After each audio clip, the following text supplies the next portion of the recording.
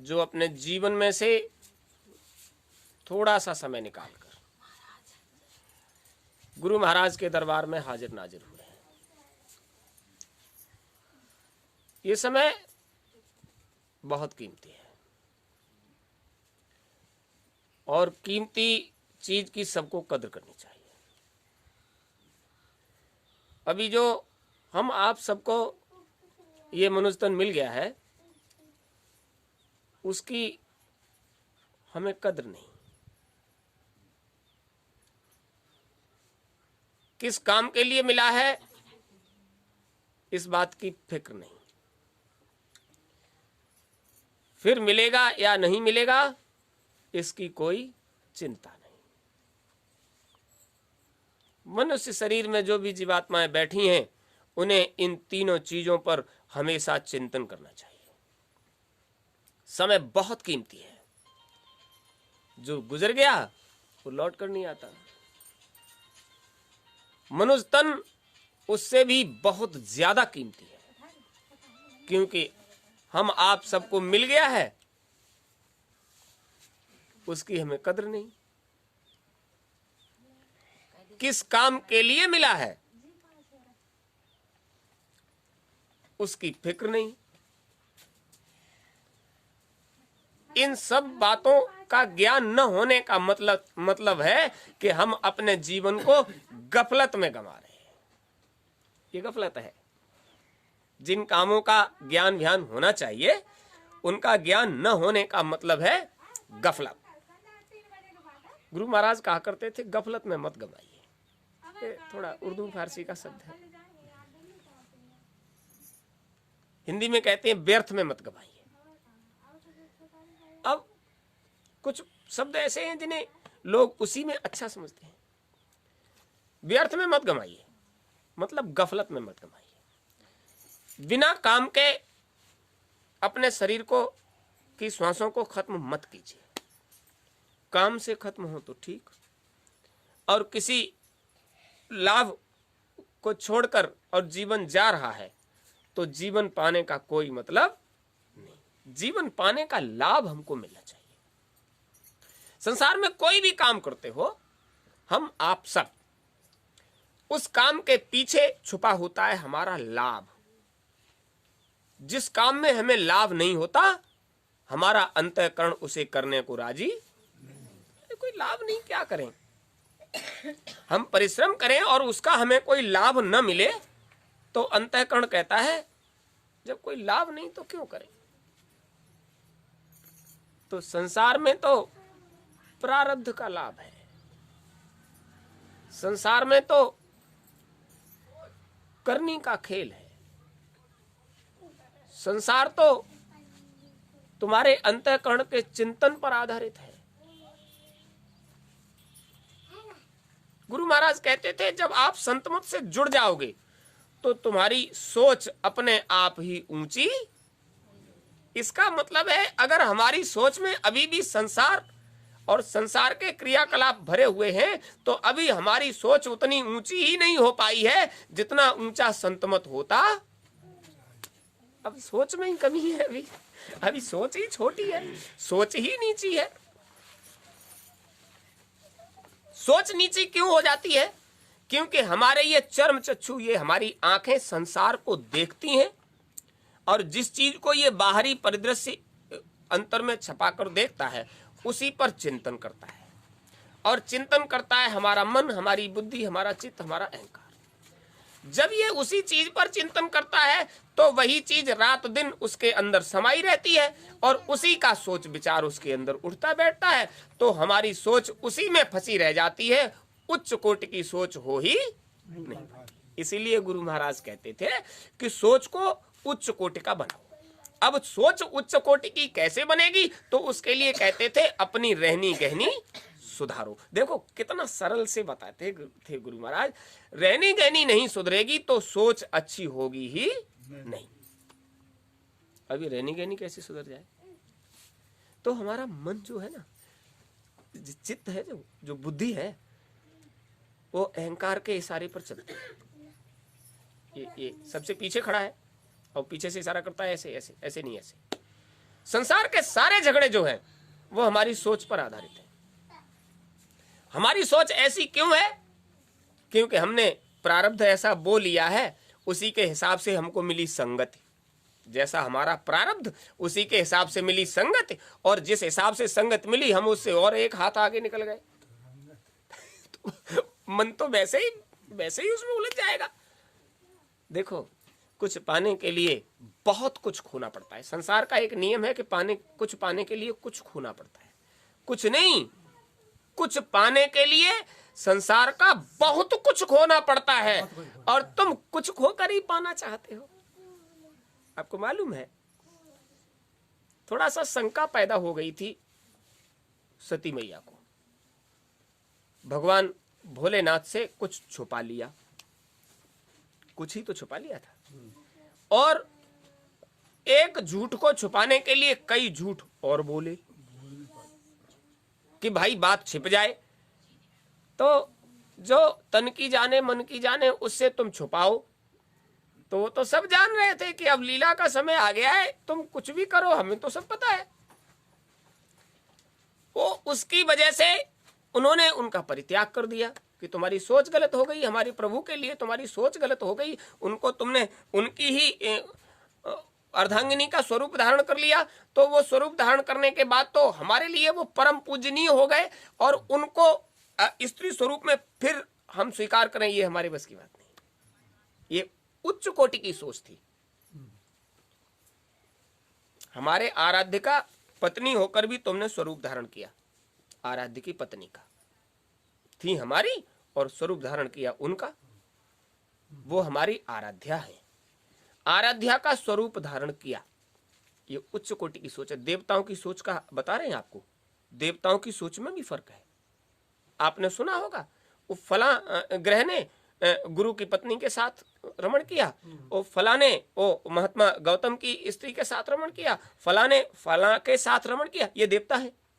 उनकी सोच में सभी भोग की वस्तुएं हैं, लेकिन महादेव की सोच में ये भोग की नहीं है, योग की वस्तु है।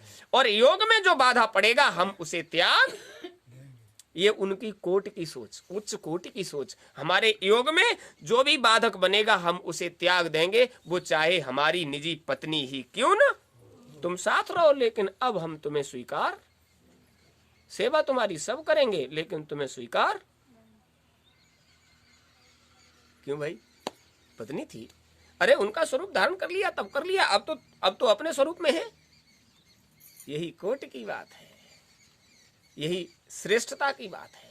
सोच इतनी ऊंची कि तुमने एक बार उनका स्वरूप धारण कर लिया तो अब तुम्हें स्वीकार नहीं करेंगे। और उन्होंने कह दिया कि तुम्हारे अलावा हम किसी दूसरे को स्वीकार कर ही नहीं सकते, तो तुम्ही को स्वीकार करेंगे। अब गुरु महाराज कहते थे, एक बार एक प्रेमी पहुंच गए साथ में, तो गुरु महाराज के सामने सवाल रखा, हुजूर इनका कैसे होगा? ये तो संसार समाज में इतना निम्न कोटि का व्यवहार कर चुके हैं कि संसार समाज भी इन्हें पसंद नहीं करता, धन संपत्ति सब कुछ, लेकिन इनके क्रियाकलाप ऐसे हो गए कि संगत में बिठाने लायक ये नहीं रहे। इनके नाम से लोगों का अंतःकरण खराब हो जाता है। अरे ये वो है, अरे इनका कैरेक्टर सही नहीं है, ये चरित्र के से संगत में बिठाने लायक नहीं।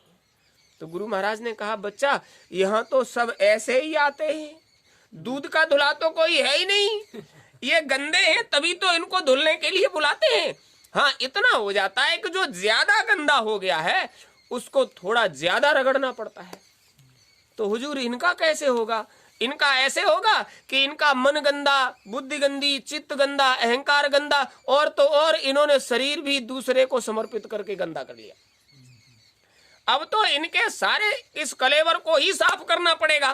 तो हुजूर आप अंतःकरण को तो साफ कर सकते हो, लेकिन ये शरीर, बोले शरीर अंतःकरण सब एक ही बार में धुल के साफ हो जाएगा। हुजूर कैसे हो जाएगा? तो इशारा कर दिया, जल में धोकर पवित्र कर लिया जाता है, अग्नि में डालकर पवित्र कर लिया जाता है, और जब लगता है जल में धोकर पवित्र नहीं हो सकता तो उसको अग्नि में डालकर पवित्र कर लिया जाता है।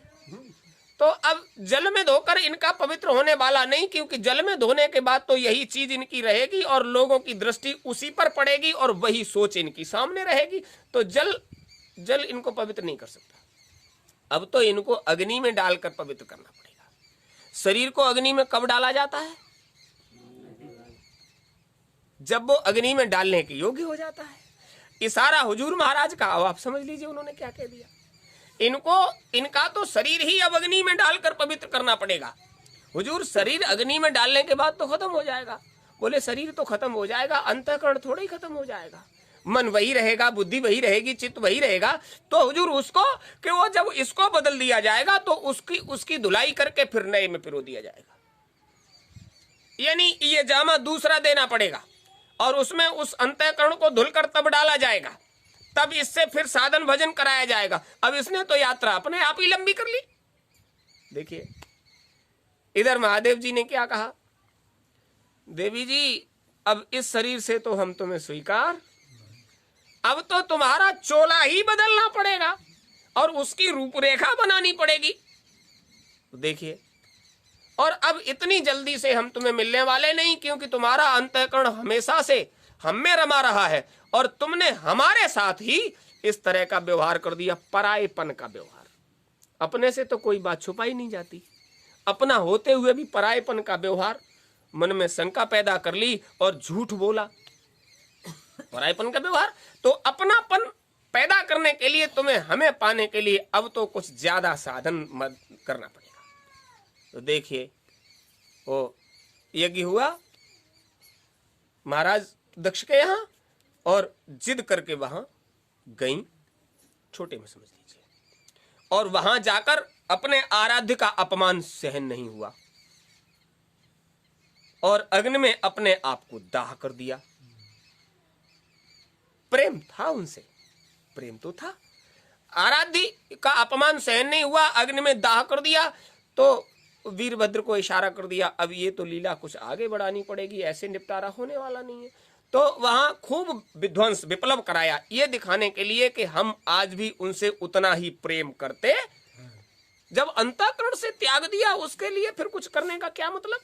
संसार को ये भी दिखाया कि वो हमारी अर्धांगिनी थी तो हम उनसे स्नेह कम नहीं करते थे, उनके कुछ क्रियाकलाप गलत हो गए थे, इसलिए हमने उन्हें अंतःकरण से विसर्जित कर दिया था। और फिर महाराज हिमांचल के यहाँ उनको शरीर मिला, कन्या पैदा हुई, सबको बड़ी प्रसन्नता हुई। कन्या के गुण दोष देखने के लिए महात्मा नारद जी खुद गए और राजा साहब को सारी बात बता दी और अपने आप को धन्य माना। फिर से लौट आई हैं, अब नई लीला होगी और हमें देखकर आनंद मिलेगा, ये सारे क्रियाकलाप नए होंगे। आप समझ लीजिए उन्होंने बता दिया था ये हमारी अर्धांगिनी है, चोला बदलना पड़ेगा और तब स्वीकार करेंगे। तो आप समझ लीजिए स्वीकार करने के लिए कितनी कड़ी तपस्या। थोड़ा सा किशोर अवस्था हुई और माँ बाप से कह दिया हम तपस्या करेंगे। क्यों करोगे? क्योंकि हमें हमारे आराध्य से भेंट करनी है।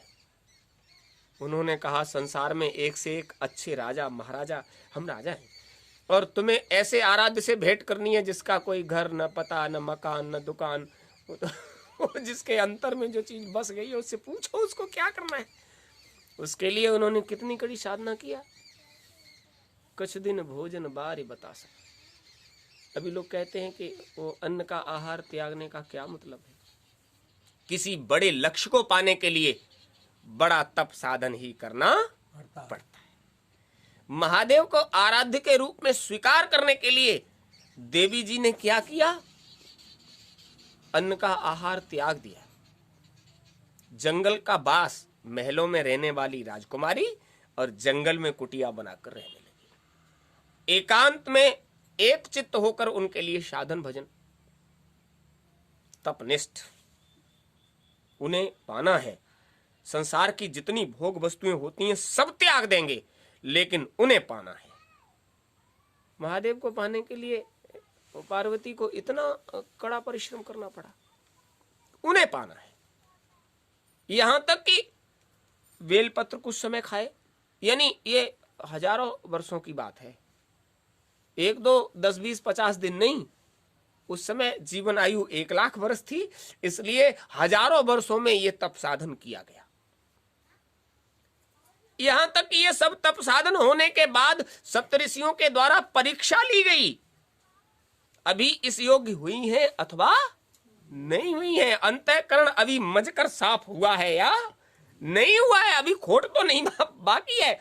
तो परीक्षाएं ली गई और जब कसौटी पर कसा गया और ये निखार आकर ये परख हो गई कि हाँ उनके अलावा इनके अंतःकरण में कभी कोई आ ही नहीं सकता, तो व्यवस्था करा दी गई और सबने मिलकर उनको उनकी अर्धांगिनी बनाया। हम और आप क्या चाहते हैं? बस गुरुजी के पास 10 रुपए का प्रसाद रख दे तो गुरुजी हमारा फलानो काम हो जाए।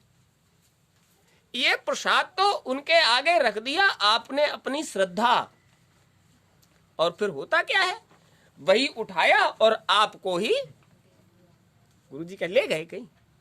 अरे दे तो आप ही को दिया, आपकी श्रद्धा गुरु महाराज के आगे आई और वो श्रद्धा आपको दी गई कि संसार का सौदा तुम हमारे लिए लेकर आए, कोई मिष्ठान आप हमारे लिए लेकर आए, तो हम इसमें ऐसी चीज डाल देते हैं कि संकट के समय में, संसार संकटों से भरा हुआ है, संकट के समय में तुम हमारी श्रद्धा का ये प्रसाद जब हाथ पर रखकर 10 बार नाम लेकर मुंह में डाल लोगे तो इससे संकट को भी राहत मिल जाएगी और तुम्हें वो नुकसान नहीं पहुंचाएगा। संकट को टालने का सौदा है। लेकिन वास्तविक चीज क्या है? गुरु महाराज क्या चाहते थे? वास्तविक चीज ये है कि जिस काम के लिए तुमको ये मनुष्य तन मिला है, संसार के भोगने की मनाही थोड़े ही है। अच्छा पहनो, बढ़िया, अच्छा खाओ, अच्छा संसार को भोगो, ये शरीर की क्रियाओं से संबंध रखता है, लेकिन शरीर को क्रियावान कौन किए हुए है उसके लिए भी तो कुछ करो। बिना जीवात्मा के ये शरीर क्रियावान नहीं रहेगा। तो जो शरीर को ही क्रियावान बनाए हैं, जिससे तुम पूरे संसार का भोग भोग रहे हो, उस शरीर को क्रियावान जो बनाए हैं उसके लिए भी तो कुछ करो, मतलब जीवात्मा के लिए भी कुछ करो। अब बीच में ये मझिया जो चार बैठे हैं, अंतःकरण, मन, बुद्धि, चित्त और अहंकार, इनको अगर संसार में ही लगाए रखोगे तो इधर से उधर का काम ये बनने, संसार में लगाओ, खूब मेहनत कराओ, लेकिन उधर के लिए भी इनको प्रेरित करो। कौन मना करता है? संसार को भोगो, संसार का रस रमण करो, लेकिन अपने घर की भी व्यवस्था करो। यहां कब तक उलझे रहोगे? अरे निज घर नहीं जाना, अपने घर नहीं जाना, इस पराये मिट्टी पानी के देश में ही पड़े रहोगे। तो जब अपने घर जाने की व्यवस्था करोगे तो अंतःकरण को उधर की तरफ उलटना पड़ेगा, उधर के लिए चलना पड़ेगा। बाहर की आंखें जिस तरह से बाहर देखती हैं, अंतर की आंख इसी तरह से अंदर देखती है, वो अंदर की आंख है। तो गुरु महाराज कहते हैं कि अंदर की आंख अंदर देखती है, लेकिन कभी अंदर की आंख से अंदर देखने का प्रयास ही नहीं किया तो बेचारी पर जाला माड़ा आ गया, वो देखे कहां से, वो तो बंदी रखी है। ये छोटा सा सूरज जो आपके मंडल में लटका हुआ है, इसे देखने के लिए आप जब ऊपर की तरफ दृष्टि उठाते हो तो आपकी आंखें अपने आप ही बंद होने लग जाती हैं। ज्यादा प्रकाश है, बर्दाश्त नहीं कर पा रहे। आप अंधेरी कोठरी में रहने के बाद दोपहरी में बाहर निकलो तो आपकी आंखें उस प्रकाश को देखने में सक्षम नहीं होती। और जब उधर चलोगे तो उधर के प्रकाश को तो तब बर्दाश्त कर पाओगे जब उधर के प्रकाश को देखते रहे होगे। बाहर निकलने के कुछ समय के बाद आंखें बर्दाश्त कर लेती हैं और देख सकते हो। तो उधर का मामला है कोटिन सूरज चांद सितारे, कोटिन करोड़ों, रोम रोम में करें उजारे। उन सत्पुरुष के एक एक रोम में करोड़ों सूरज चांद सितारे उजाला करते हैं। जब एक इधर की चर्म चक्षु इधर इसे नहीं बर्दाश्त कर पाते तो उसे कैसे बर्दाश्त करोगे? इधर लोकमत में भी कहते हैं वक्रतुंड महाकाय कोटि सूर्य समप्रभा। वक्रतुंड इसलिए कहते हैं कि वो ज्यादा खाते थे तो खाने से पेट लटक गया। आज भी जब कहीं दावत हो ना तो लोग 2-4 दिन का व्यवस्था कर लेते हैं, खा लीजिए, और जब ज्यादा खाओगे तो पेट लटक जाएगा, तो वक्र हो गया, टेढ़ा हो गया पेट नीचे की तरफ। तो पेट टेढ़ा हो गया तो वक्रतुंड कहने लग गए, उनकी तोंद निकल गई नीचे की तरफ। महाकाय शरीर से विकराल थे, लेकिन कोटि सूर्य समप्रभा, जिनके अंदर से करोड़ों सूर्यों का प्रकाश निकल रहा है। तो केवल ज्यादा खाते ही नहीं थे, वो ज्यादा साधन भी करते थे। और जो ज्यादा साधन करे आप उसकी संगति करोगे तो संसार का सौदा तो तुम्हें अपने आप ही मिलने लग जाएगा। गणेश जी की पूजा करते हैं किस काम के लिए? गणेश जी की सेवा करने वाली रिद्धि और सिद्धि उनकी पत्नी है। उनकी पत्नी रिद्धि सिद्धि गणेश जी की सेवा करने से अपने आप ही प्रसन्न हो जाती हैं। अब प्रसन्न हो जाएंगी तो संसार की समस्त कामनाओं की सिद्धि वो उसमें मदद कर देंगी। वो तो वो है ही। तो मदद कब करेंगी? जब वो प्रसन्न हो जाएंगी। और वो प्रसन्न कब होंगी? जब आप गणेश जी के भाव विचार समझ लोगे। गणेश जी कब प्रसन्न होंगे? जब उनके भाव विचार प्रसन्न समझ लोगे। और गोस्वामी जी महाराज ने कहा, नाम प्रभाव जान गणराऊ, प्रथम पूजियत नाम प्रभाव। वास्तव में गणेश जी के भाव विचार क्या है? तो वो कहते हैं कि हमारी तो पूजा ही इसीलिए संसार में हो रही है क्योंकि हमने नाम का प्रचार सबसे पहले हमको सौंपा गया कि तुम करो नाम का प्रचार। तो नाम का प्रभाव हमने समझा और उसका संसार में प्रचार किया। इसलिए संसार में सबसे पहले हम पूजे जाने लगे भाई। तो अब नाम का प्रभाव जानना पड़ेगा। क्योंकि संसार में जितने नाम हैं सबका अपना प्रभाव है। आपका नाम है तो उसका अपना प्रभाव है। कोई आपको शकल से जानता है, नाम नहीं जानता, कितने भी नाम ले आप उसकी तरफ मुखातिब नहीं होगे। आपको शकल से नहीं जानता है और आपका नाम जानता है और वो नाम पुकारेगा तो आपकी दृष्टि अपने आप ही उसकी तरफ, हमें कोई बुला रहा है। ये नाम का प्रभाव है। रूप स्वरूप का प्रभाव से ज्यादा नाम का प्रभाव है। अंदाज कर लीजिए, ये नाम में ऐसी क्या चीज है कि रूप स्वरूप से भी ज्यादा प्रभावशाली है। ब्रह्म राम ते नाम बड़, वरदायक वरदानी। यानी वो जो 16वें ब्रह्म है राम, उनके रूप स्वरूप से भी ज्यादा उनके नाम में प्रभाव है। किसी का असली नाम आपको पता ही नहीं है और कहीं आवश्यकता पड़ जाए तो अगर उसका असली नाम पता है तो कागजों में दर्ज होगा।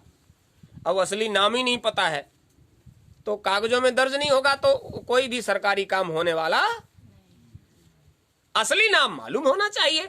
तो ये नाम का प्रभाव, असली नामों का प्रभाव जो है जब अंतर में छपता है तब वास्तविक चीज मिलती है। अब कारण क्या है? जो बाहरी परिदृश्य के नाम हैं उनके सहारे संसार के काम होते हैं, होने भी चाहिए। संसार को भी तो चलाने वाला कोई चाहिए।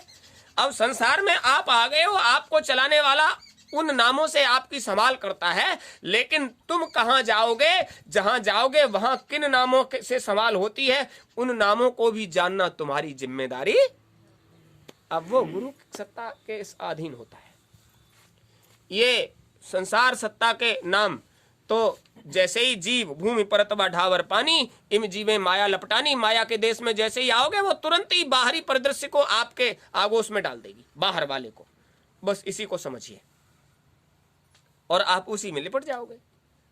अंतर के परिदृश्य को समझाने के लिए जब आपको इस तरफ इशारा किया जाएगा तो समझ लीजिए काल और माया दोनों बहुत छटपटाएंगे।